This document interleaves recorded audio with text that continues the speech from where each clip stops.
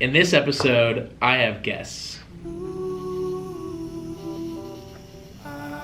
That's us. Hi, I'm Steve, and for as long as I can remember, I wanted to be somebody. I grew up in a small town and went to school in the valley. Now I'm in the big city, working at a fast-paced company, run by a guy you might know. Here I learned that while we all dream of success, what really matters is the journey. This is my story. Distracted, we don't talk much. Don't ask about what time taught us. Some glancing backwards, acting like them parties. What's up, everybody? It's episode 7 of the Ascent. I'm your host, Steve Campbell. Here in the new year, getting things started off right with some new guests. I've never had a guest on before. Happy to be talking to these guys today. And Thanks for having us on, Mr. Campbell. Of course. Appreciate it. Pretty pumped to be here. So, I mean, the Ascent is all about personal journeys, professional journeys. So, I had this idea of, since I had you guys here, it would be great to just let you jam a little bit about riff off of, what your journey's been like so far, where you've come from, where you are, where you're going. I guess you want to introduce yourself and tell everybody what you guys do. Yeah, sure. That'd be a good start. My name's Matt. I am the rapper, producer, songwriter of the group. One of two, I started rapping in high school. A couple of my friends got a microphone and just would make joke songs.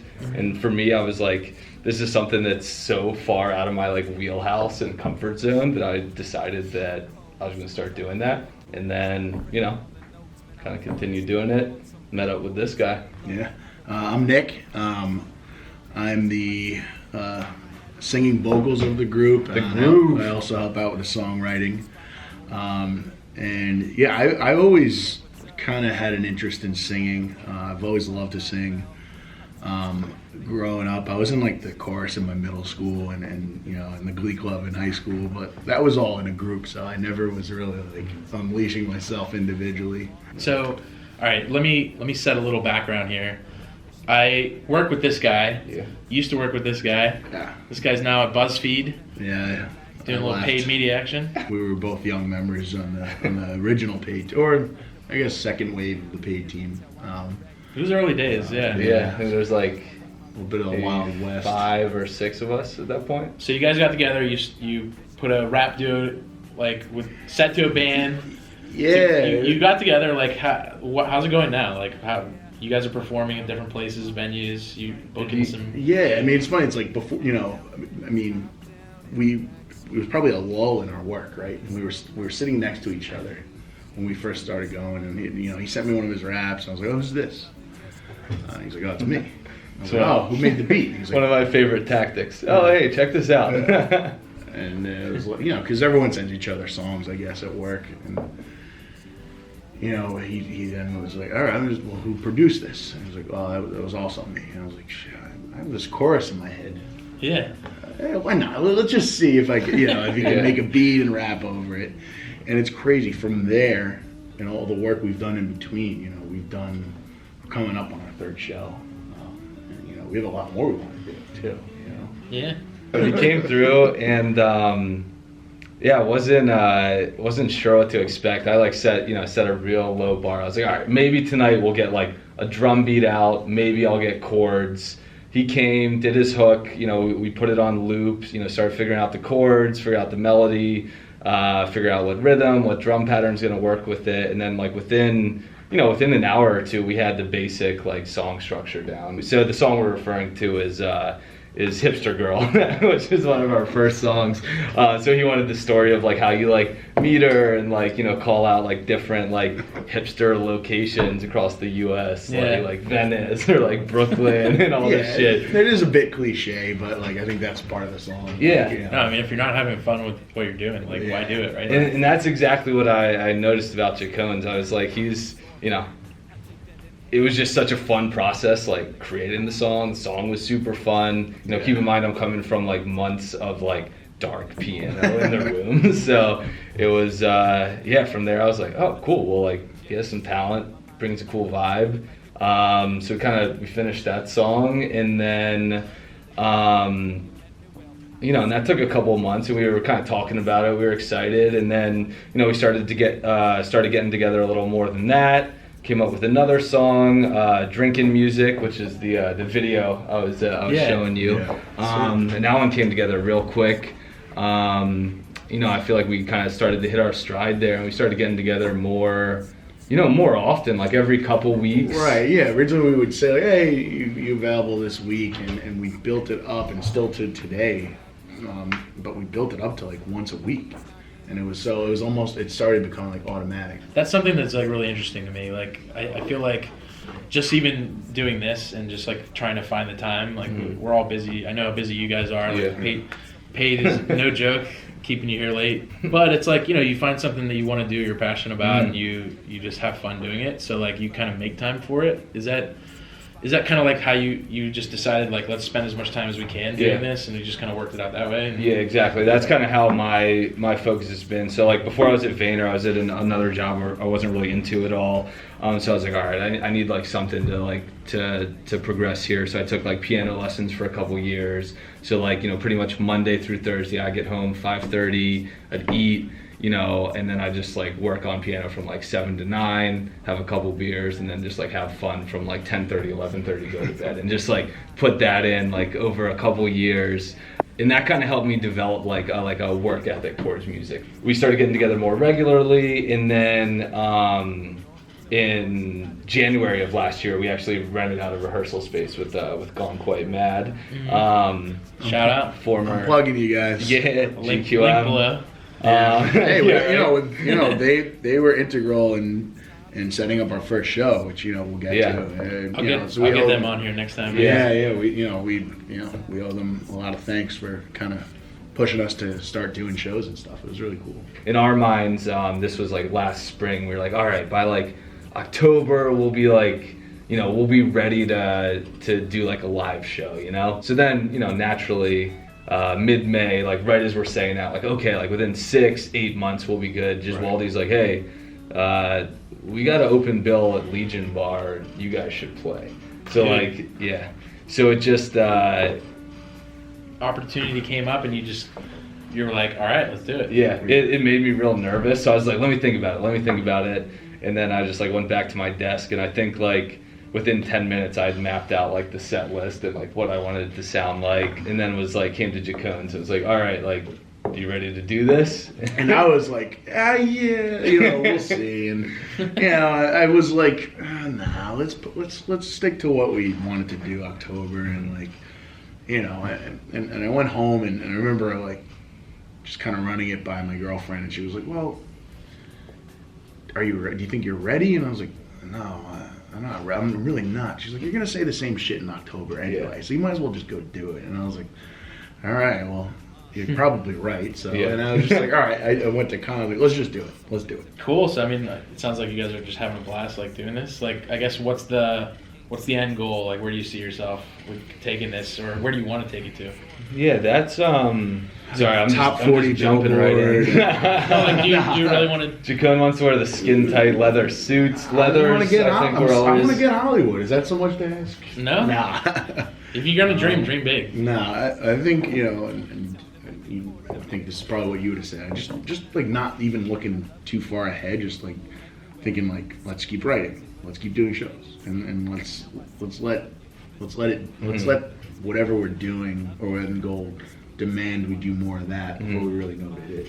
I think it's a good lesson. It's like, I don't know, that's why you always see people talk about like do something that you're really passionate about, because if the money doesn't come right away, then like you're stuck doing that anyway. Like you might as well, like if you're going to start a business or do something, a venture. So the fact that you guys can just have fun and like continue doing shows, and then like, the content will speak for itself. Like if people really dig you, then your crowds will get bigger and bigger, and then so forth. I want to have it be a part of my life like forever, but then just like keep putting in work to like just elevate yourself as much as you can. Like I think that's the I don't know, that's the kind of rewarding thing, is to like see progress.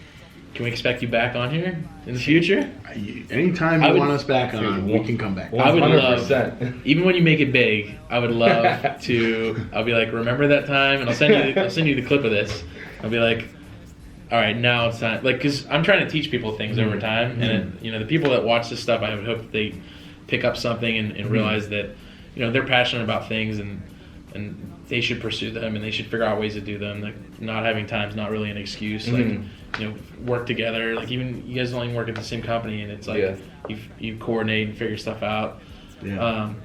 So I would hope that they would learn a lot from this, and I would love to, like, nothing more than, I'm just thinking super far out of, like, episode 1000, like, having you guys on as, like, reminding people that you were the first guests on this, and then number one, and then being like, and guess where they're at now, and it's like, linked to Spotify. Like, do that. Shit, I would love that. Where do you want to take the show? Yeah. You asked us the whole time. Where do I want to take the show? Oh, to go. You knew we were gonna flip this back on you. What's episode 1000? I mean, I don't know, but I have a grand vision for this. Like, it's, I look at the Ascent as being the type of thing that can be just a big media property. So, like, the news today of, like, VaynerMedia acquired, it was in the Wall Street Journal, Pure Wow, and Gary talking to us today, and it was the biggest acquisition that he's made in his career, and just always doing things that are, like, a little bit bigger and better. And for me, it's just the same kind of thing. It's like, I recognize that this is something that I've always wanted to do, and I wanted to give it a shot. So, like, if it doesn't go anywhere, fine. But I just want to keep going and, like, pick up people along the way. And if it's something that gains traction over time, and I have enough inspiring people on, and it becomes a thing that people could really rally around, and it can affect people in a positive way, then great. And I would love to just keep, like, putting energy into that then, because then I'll be inspired to, like, just keep going. I would love for the same thing to happen with this, of just, like, over time, an audience forms, and it just validates everything I've been doing and the people I've been interviewing and stuff. And then by the time episode 1000 rolls around, I would love to just be in a completely different space of, like, I could get whoever I wanted on this show. Like, people want to be on this show. But yeah, I mean, this has been it's real fun. This is good. Yeah, this has been really fun. Like, why don't you tell people, like, where they can reach you guys? Yeah. Sure. So we're on Facebook. Conn in the Groove is the name of the group. We got a show January 21st, Rockwood Music Hall down the Lower East Side. Come check it out. Yeah. No cover. That's with the live band. That's gonna be real fun. Yeah. 12 a.m. We'll give a shout out to the live band. Make sure we give them their props on the show. So, big shout out to David Zhang, who plays the keys. Oh yeah, Zangers. Nick Pascarella on the guitar, and just his vision as well has just helped us in so many songs.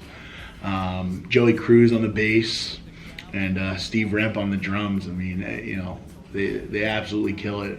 They've killed it for both of our shows. They're going to continue to do so, and they're absolutely great to work with. Like, they just, they really, like, they let us do our thing and yet still offer so many suggestions and stuff. So it's real cool. This is fun. Yeah. Thank you. Dude, thanks for being on. Yes, sir. Conn in the Groove. And this one is specifically dedicated to my man Mike Collins. For all the nights when you go out for one. Everyone get fucked up for this. Check it out.